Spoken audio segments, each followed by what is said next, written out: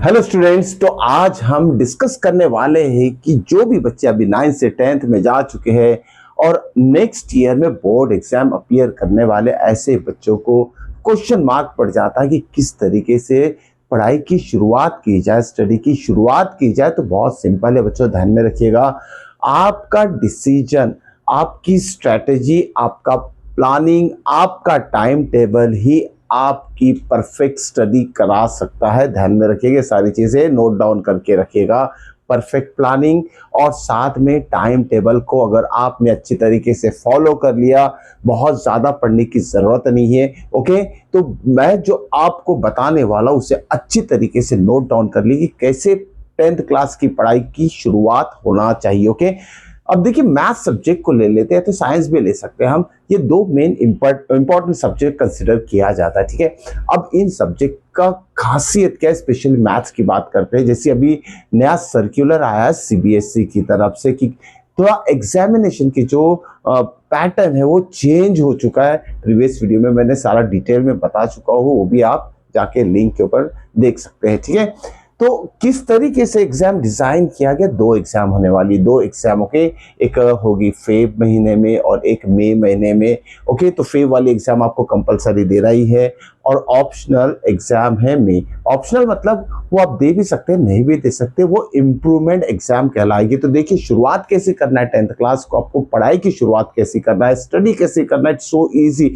देखिए अगर कोई भी चैप्टर की आप शुरुआत करते, चाहे मैथ्स रहे, साइंस रहे, एसएसटी रहे, कोई भी सब्जेक्ट रहे, तो स्पेशली मैथ्स के लिए बताऊंगा, बाद में साइंस के लिए भी बताता हूँ। देखिए तो मैथ्स में अगर आपने फर्स्ट चैप्टर शुरुआत की, एनसीईआरटी में बहुत लिमिटेड क्वेश्चंस दिए हुए हैं, लेकिन उसके पीछे बहुत सारा कॉन्सेप्ट है। ध्यान में रखिएगा, आप बच्चों को कॉन्सेप्ट बहुत अच्छी तरीके से पढ़ना है हर एक चैप्टर का। ओके, देखिए अब एनसीईआरटी का पहला चैप्टर ले लेते हैं, रियल नंबर।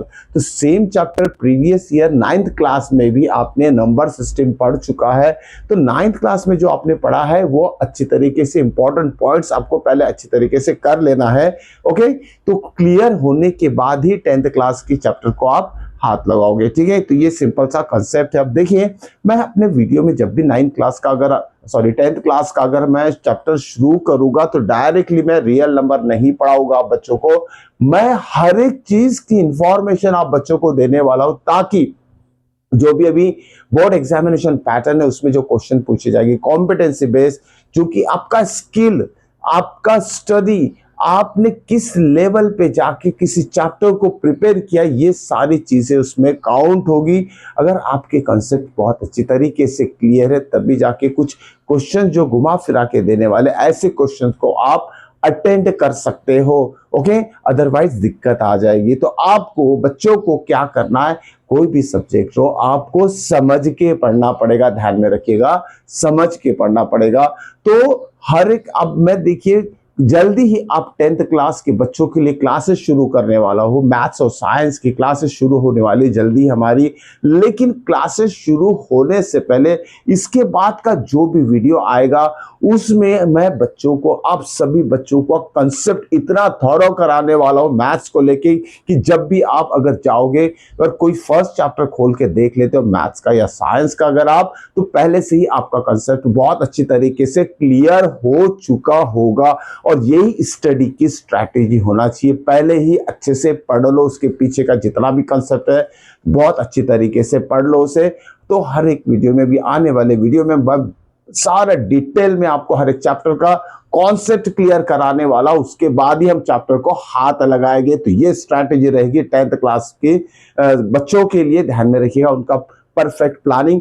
तो बहुत अच्छी तरीके से आप बच्चों को एक ही काम करना है, ध्यान में रखिएगा, जो भी वीडियो में डालूंगा बहुत अच्छी तरीके से समझ के उसके नोट्स आपको तैयार करने। ध्यान में रखिए, ये नोट्स आपको बहुत अच्छी तरीके से लिख कर रखना है, क्योंकि जब आप रिवाइज करोगे तो आपके पास एक पर्टिकुलर ऑर्डर में लिखे हुए नोट्स होना चाहिए।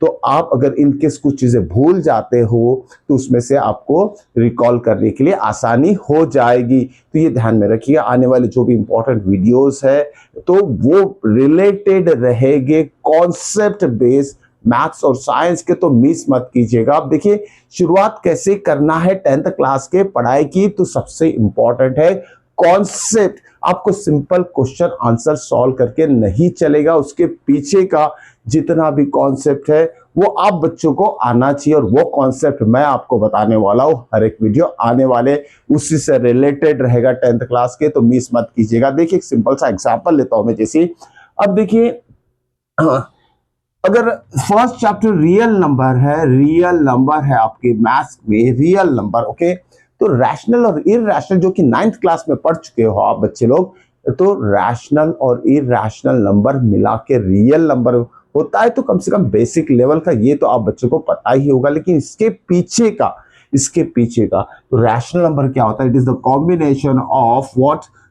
Real number is the combination of rational plus irrational, okay, ये बातें तो आपको पता है। लेकिन 9 से 10th में आने के बाद बहुत सारी चीजें आप बच्चे लोग भूल जाते हैं जो कि 9th क्लास में आपने पढ़ चुका होगा, ओके। तो यही चीज हमें नहीं करना है। 9th क्लास का कॉन्सेप्ट, इवन 8th क्लास का भी कॉन्सेप्ट आप बच्चों को याद में रहना चाहिए। मैक्सिमम स्टूडेंट ये प्रीवियस क्लास का कॉन्सेप्ट भूल जाते हैं, ठीक है। तो यहाँ सबसे पहले मैं एक चीज डिस्कस करना चाहता हूँ कि अभी रिसेंटली 9th स्टैंडर्ड में आपने नंबर सिस्टम पढ़ा है, तो नंबर सिस्टम में आपने रैशनल इरैशनल नंबर पढ़ा है, उसका डेफिनेशन आपने पढ़ चुके होंगे। तो थोड़ा रिकॉल करके देखिए what are the properties for rational number and irrational number की प्रॉपर्टीज, और उसके एग्जाम्पल आप बच्चों को याद है क्या? हो सकता है कि कुछ बच्चे भूल जाए, कुछ बच्चों को याद होगा। तो मैं यही चाहूंगा हर एक बच्चे को ये चीजें याद होना चाहिए। तो ये मैं समझाना चाहता हूं बच्चों को कि देखिए आपको इसको अच्छी तरीके से नोट बना के रखना है, क्योंकि जो एग्जामिनेशन पैटर्न है अभी नेक्स्ट ईयर से जो बोर्ड एग्जाम होने वाले हैं, ओके, इतना आसान नहीं रह गया है।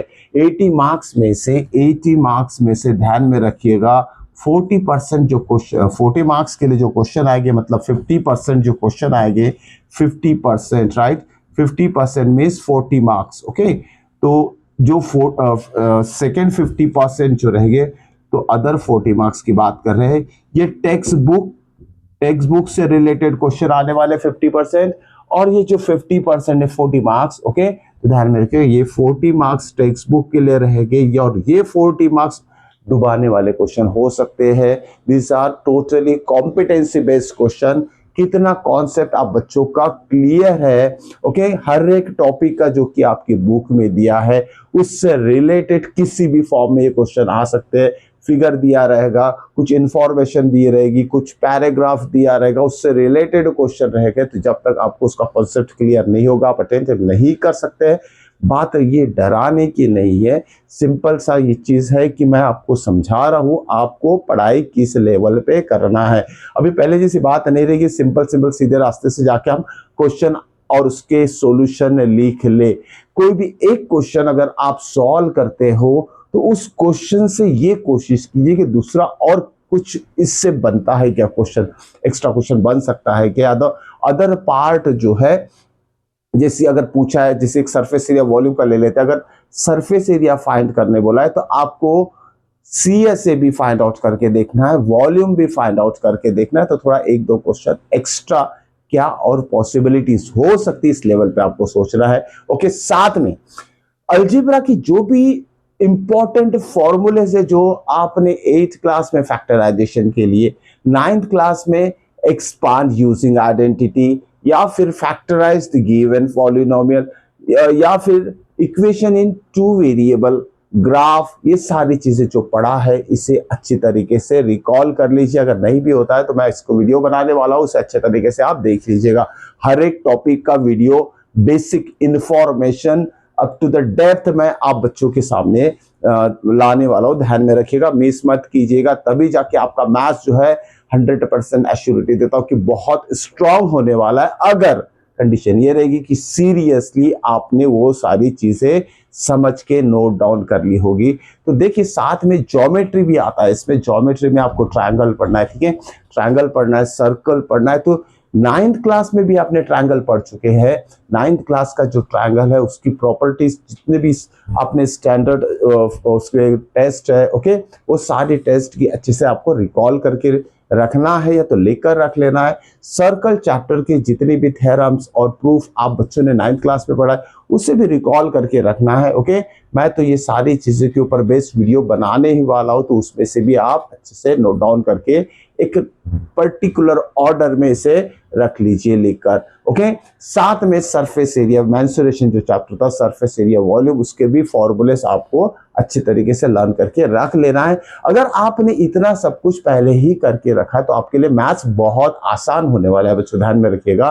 तो नेक्स्ट वीडियो जो आएगा, फर्स्ट जो बेसिक कंसेप्ट रहेगा फर्स्ट चैप्टर का, उसे मिस मत कीजिएगा। ओके, तो मिलते हैं नेक्स्ट वीडियो में, लेकिन जाने से पहले चैनल को सब्सक्राइब जरूर कर लीजिए ताकि जो भी इंपॉर्टेंट वीडियोस अभी आने वाले समय में आप सब बच्चे देखने वाले हो तो वो मिस ना हो जाए, उसका नोटिफिकेशन आप तक सबसे पहले पहुंचे। तो मिलते हैं नेक्स्ट वीडियो में फर्स्ट इंपॉर्टेंट कॉन्सेप्ट के साथ।